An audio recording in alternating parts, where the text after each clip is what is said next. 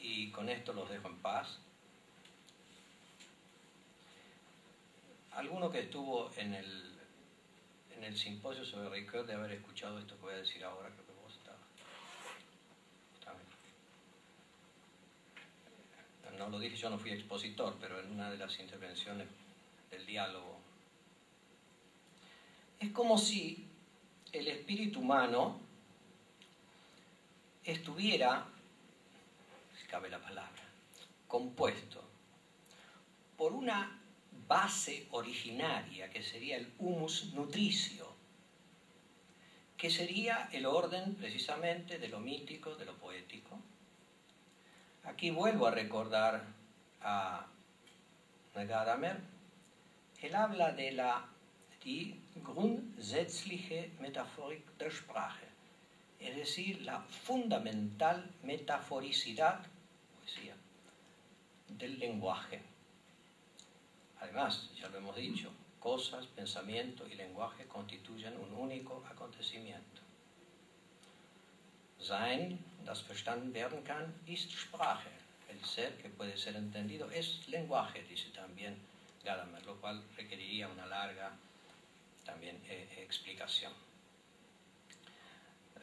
Esto que acabo de decir se encuentra en la página 400, la última expresión, la página 450 de Verdad y Método. Entonces digo, habría como un humus nutricio donde nace el sentido, es decir, aquello que es. Pero también en el espíritu humano habría otro polo, que sería el polo especulativo, que exige su presencia también. En este polo especulativo, si quieren llamarlo, en este polo conceptual, ¿sí? Aquí por debajo no hablamos de conceptos. En este polo conceptual podemos poner como su cúspide, si quieren, habría que discutirlo, el ser, como horizonte último en el orden de la conceptualidad. Desde aquí viene la exigencia dirigida hacia lo que viene, digamos así, de abajo. No, está mal la expresión de abajo y arriba porque no intenta jerarquizar. Desde aquí viene la exigencia de que aquello que viene dicho en enigma sea llevado a la luz del concepto.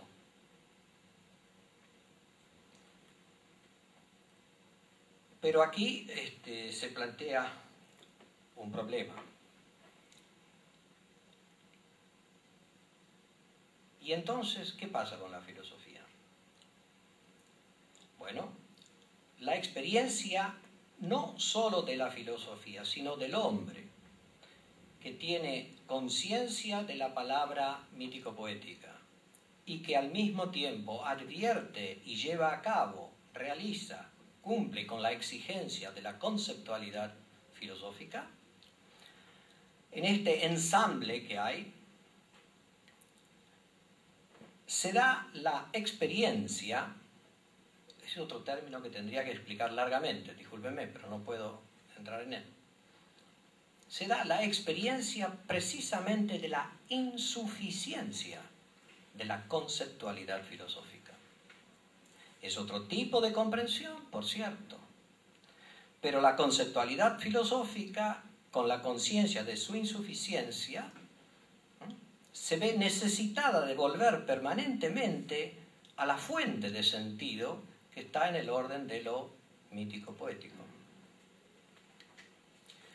Al volver hacia esa fuente de sentido, puede la filosofía mover a la palabra literaria a que despliegue literariamente aún el sentido hasta ahora dado en lo mítico-poético y en las producciones literarias habidas. Por tanto, la filosofía promueve, en cierto modo, a la literatura.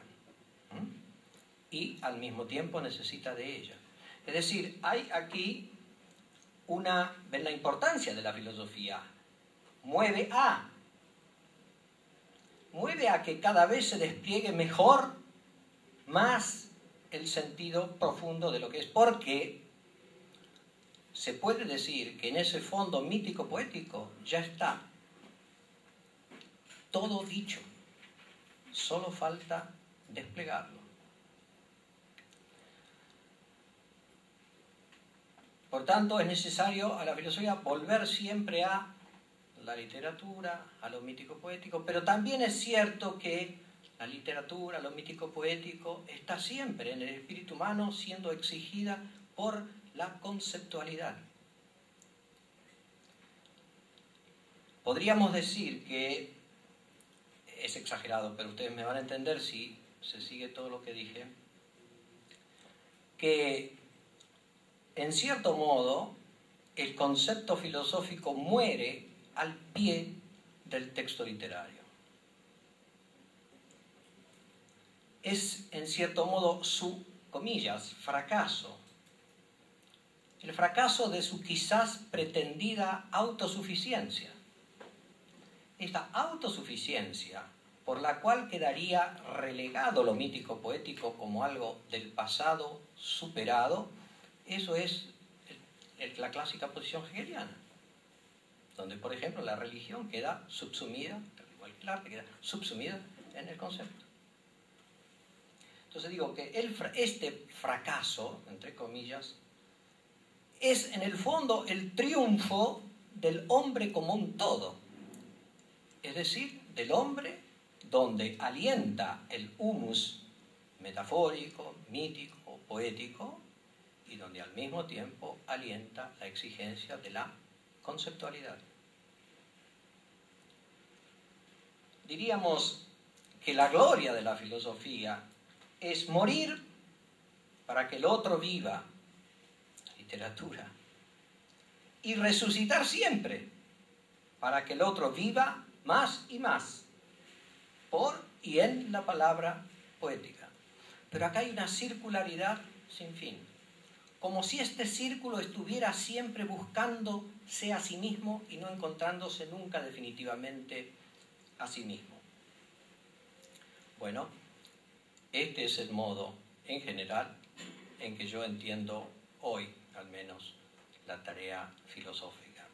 Y es lo que me mueve a lamentarme de no haber prestado suficiente atención a ese humus que todo lo funda. Piensen que de ese humus proviene, que es palabra. La palabra es el núcleo de cualquier otra manifestación artística. Y una última cosa, si me permiten, a modo de interrogante, que para mí es un serio interrogante.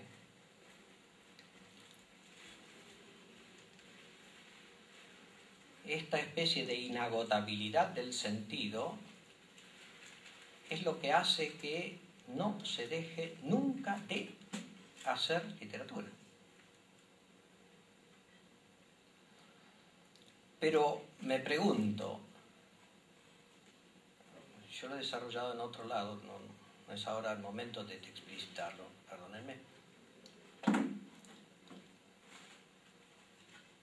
Casi como, diríamos, no hay palabras suficientes para decir lo que hay que decir.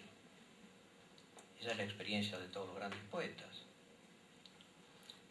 Casi como si detrás estuviera alentando una palabra que no es la palabra humana. Yo no digo que sea la divina, como si por detrás hubiera una palabra que no es la palabra humana, y respecto de la cual la palabra humana, aún poética, siempre se queda corta. Una palabra que no suena, no tiene sonido. Entonces es un silencio que habla, o es un silencio que da que hablar.